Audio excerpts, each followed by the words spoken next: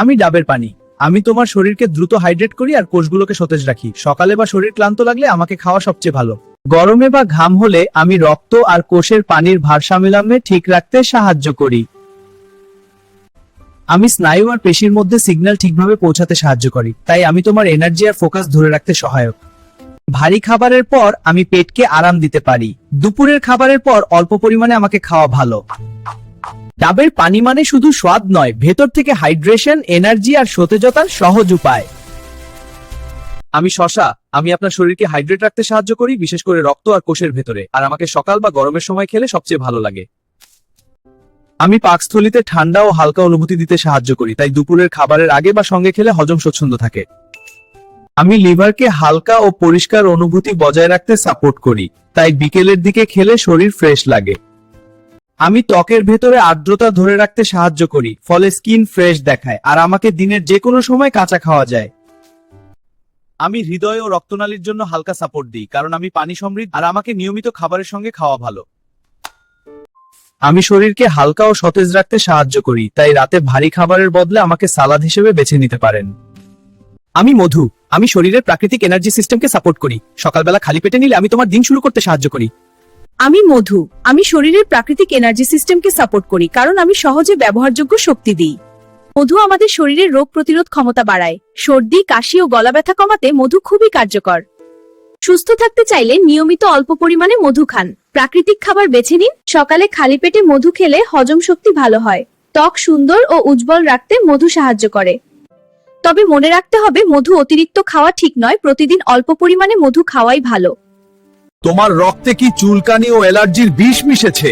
লিভারের সমস্যায় ভুগছেন? দামি ওষুধ খুঁজছেন? আমি হেলেঞ্চা শাক তোমার লিভারকে ঠান্ডা করতে আর রক্ত থেকে সব টক্সিক জিনিস বের করতে এসেছি।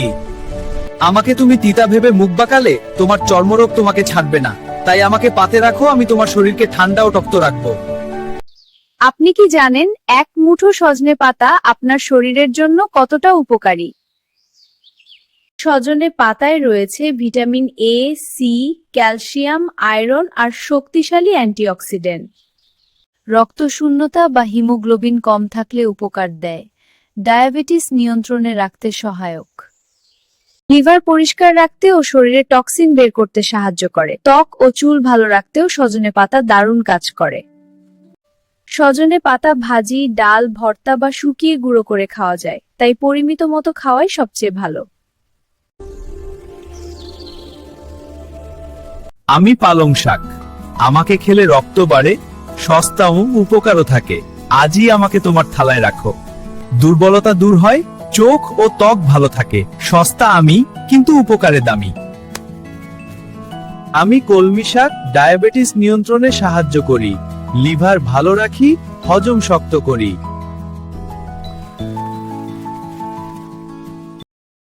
আমি শশা। তুই কি জানিস না, রাতের অন্ধকারে শশা খেলে হজম হয় না, পেটে গ্যাস, ফাঁপা আর হঠাৎ হঠাৎ পেট ব্যথা সবই নিশ্চিত। পেটের সমস্যা চাইছিস ওজন বাড়াতে? না রে, রাতের সময় হালকা খা। এই শুনছো, পেঁপে দেখলেই মুখ বাঁকাও? জানো পেঁপে না খেয়ে তুমি নিজের শরীরের কত বড় ক্ষতি করছো? আমি পেঁপে। আমাকে অবহেলা করো, কিন্তু আমার শক্তি জানো না। আমাকে খেলে হজম শক্তি ভালো হয় আর পেট পরিষ্কার থাকে। যাদের কোষ্ঠকাঠিন্য আছে তাদের জন্য আমি দারুণ উপকারী। আমার ভিতরে আছে ভিটামিন এ আর সি, যা খুবই উপকারী,